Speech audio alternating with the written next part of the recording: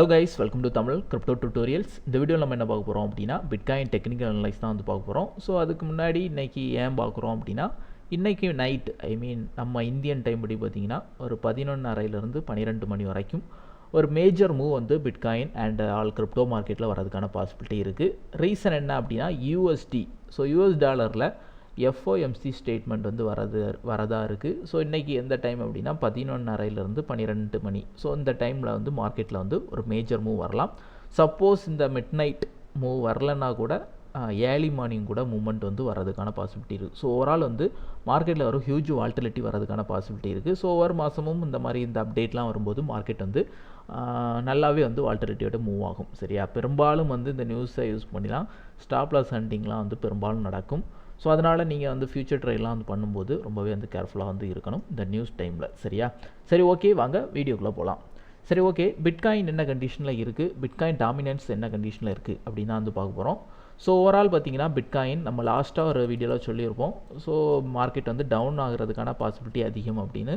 So அதிலிருந்து market almost வந்து ஒரு $25,400 வரைக்கும் வந்து போன வீக் வந்து டவுன் ஆச்சு. ஸோ இருந்தாலும் ஒரு மேஜர் டவுன் வந்து மார்க்கெட்டில் இன்னும் வரல. சரியா, ஸோ இப்போ மார்க்கெட் நின்றுட்டுருக்க ஏரியா என்ன அப்படின்னு பார்த்தீங்கன்னா ஒரு சப்போர்ட் $25,000 வந்து ஒரு மேஜர் சப்போர்ட்டாக வந்து இப்போதைக்கு ஆக்ட் ஆகிட்டு இருக்குது. ஸோ மார்க்கெட் $25,000 பிரேக் அவுட் பண்ணி டவுன் ஆகுது அப்படின்னா அதிகபட்ச வாய்ப்புகள் $20,000 நோக்கி வரதுக்கான பாசிபிலிட்டி இருக்குது. சரியா, ஸோ இந்த சோன் வந்து ஒரு முக்கியமான ஒரு சோனாக வந்து ஆக்ட் ஆகிறதுக்கான பாசிபிலிட்டி இருக்குது. ஸோ ஒரு அப்பாகி திரும்ப ஒரு டவுன் ஆகிருக்கு, திரும்ப அப்பாகி, ஸோ ஒரு கரெக்ஷன் எடுத்து திரும்ப அடுத்து மூவ் ஆகிறதுக்கும் பாசிபிலிட்டி உண்டு. ஸோ அப்படி இருக்கும்போது ஓவரால் வந்து பிட்காயினை பொறுத்த வரைக்கும் லாஸ்ட் வீக் கேண்டில் நெகட்டிவாக தான் வந்து க்ளோஸ் வச்சுருக்கு. ஸோ அதுக்கு முந்தின வீக் கேண்டிலும் நெகட்டிவாக தான் வந்து க்ளோஸ் வச்சுருக்கு. ஸோ கண்டிப்பாக இந்த லாஸ்ட் வீக் கேண்டில் கட் பண்ணி கீழே போகும்போது, அதாவது $25,000 மார்க்கெட் வந்து பிரேக் அவுட் பண்ணி போகும்போது மார்க்கெட்டில் கிராஷ் ஒரு டவுன் சைட் பாசிபிலிட்டி அதிகமாகவே வந்து இருக்குது. ஸோ ஆல்ரெடி போன வீடியோவில் சொன்ன அதே தான், ஒரு ட்ரெண்ட் லைன் மார்க்கெட்டில் மேலே வந்து நம்ம வந்து மார்க் பண்ணியிருக்கோம். ஸோ அந்த ட்ரெண்ட் லைனை பிரேக் அவுட் பண்ணி போச்சுன்னா மட்டும்தான் ட்ரெண்ட் ரிவர்சல். ஸோ அந்த லெவல் அப்படின்னு பார்த்தீங்கன்னா நம்ம போன வீக் கேண்டில் ஹையே கூட எடுத்துக்கலாம்.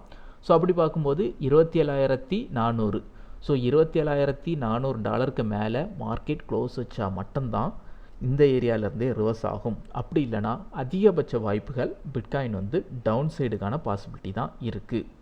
சரியா, ஸோ இது நீங்கள் டே சார்ட்டில் வச்சு பார்த்தாலும் நமக்கு வந்து மார்க்கெட் வந்து கிளியராக வந்து டவுன் சைடு தான் வந்து மார்க்கெட் ஃபார்ம் ஆகிட்டுருக்கு.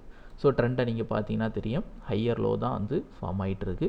So overall till now bitcoin வந்து டவுன் சைட் ட்ரெண்டில் தான் இருக்குது. ஆல்ரெடி நமக்கு தெரியும் யூஎஸ் அதாவது செக்யூரிட்டி எக்ஸ்சேஞ்ச் கமிஷன், ஸோ இவங்கெல்லாம் வந்து பார்த்திங்கன்னா இப்போ நிறைய பிரச்சனை பண்ணிகிட்ருக்காங்க. யூஎஸில் வந்து ஆல்மோஸ்ட் கிரிப்டோ எக்ஸ்சேஞ்சஸ் எல்லாமே ஒன் பை ஒன்னாக லெஃப்ட் ஆகிட்டே வந்துட்டு இருக்காங்க. ஸோ இப்போ பைனான்ஸுக்கும் பயங்கர ப்ராப்ளம் வந்து போயிட்டுருக்கு. ஸோ அதனால் வந்து பிஎன்பிலாம் வந்து மேஜர் கிராஷ் ஆச்சு. ஸோ பைனான்ஸ் தான் நம்பர் 1 எக்ஸ்சேஞ்ச். ஸோ அவங்களுக்கு ஒரு பிரச்சனை ஆகுதுன்னா ஹோல் கிரிப்டோ மார்க்கெட் வந்து கண்டிப்பாக அஃபெக்ட் ஆகும். ஸோ இதெல்லாம் வந்து நெகட்டிவ் நியூஸ் தானே அப்படின்னு நினைப்பீங்க. ஸோ ஒன்று என்ன அப்படின்னா மார்க்கெட்டை பொறுத்த வரைக்கும் நெகட்டிவ் நியூஸஸ்லாம் நிறைய வந்து மார்க்கெட்லாம் வந்து கிராஷ் ஆனால் தான் பெரிய பம்ப் வந்து நடக்கும். சும்மாவே மார்க்கெட் வந்து சைடுவேல இருந்துகிட்ருக்கு, பம்ப் ஆகி போயிட்டுருக்கு. ஸோ அப்படிலாம் இருந்துன்னா ஒரு நாளுமே வந்து ஒரு பெரிய மூவ் வந்து எதிர்பார்க்க முடியாது. So think positive. Overall crypto market பல வருடங்களாக நம்ம பார்த்துட்டு இருக்கிறது தான். ஸோ இந்த மாதிரிலாம் வந்து நடக்க தான் செய்யும். ஸோ இப்படிலாம் நடந்து மார்க்கெட் வந்து டவுன் ஆகி ரெக்கவர் ஆகி வந்தால் தான் ஒரு பெரிய மூவ்மெண்ட் வந்து மார்க்கெட்டில் நடக்கும். ஸோ இது யூஸ்வலாக ஒன்று தான். ஸோ அதனால் நான் வந்து அதை பெருசாக வந்து எடுக்கலை. சரியா, சரி ஓகே, இப்போ நம்ம அடுத்து பார்க்குறது என்னென்னா பிட்காயின் டாமினன்ஸ். ஸோ பிட்காயின் டாமினன்ஸும் பிட்காயின் கிராஷ் ஆகிறதுக்கான ஒரு சிக்னலை தான் வந்து கொடுத்துட்ருக்கு. ஸோ இது வந்து பார்த்திங்கன்னா ஒரு மேஜர் ரெசிஸ்டன்ஸ் பாயிண்டில் நின்றுட்டுருக்கு. ஸோ பிட்காயின் டவுன் ஆகும்போது டாமினன்ஸ் வந்து அப் ஆகுது அப்படின்னா மார்க்கெட் வந்து ஒரு பெரிய மேஜராக வந்து ஆல்ட் காயின்ஸ்லாம் வந்து ஹெவியாக வந்து கிராஷ் ஆகிறதுக்கான பாசிபிலிட்டி இருக்குது. ஸோ ஓவரால் இது நடக்கிறதுக்கு அதிக வாய்ப்புகள் இருக்குது. ஏன்னா இந்த ஏரியா வந்து பல முறை வந்து ரெஸ்பெக்ட் பண்ணி டவுன் ஆகியிருக்கு. ஸோ அதனால் வந்து பிரேக் அவுட் ஆகிறதுக்கான அதிகபட்ச பாசிபிலிட்டி இருக்குது. சரியா, ஸோ அப்போ ஓவரால் மார்க்கெட்டில் டவுன் சைடு அப்சைடு மூவுக்கான டெக்னிக்கலாக நம்ம செக் பண்ணி பார்க்கும்போது அப்சைடு ஆகிறதுக்கான வாய்ப்புகள் ரொம்ப ரொம்ப கம்மியாக தான் இருக்குது. ஸோ அப்படி ஆகணும் அப்படின்னா நான் ஃபஸ்ட்டு சொன்ன 27,500 லெவலை தாண்டி மார்க்கெட் க்ளோஸ் வச்சா மட்டும்தான் possible. Otherwise overall crypto market down side தான். Okay guys, thank you, thanks for வாட்சிங்.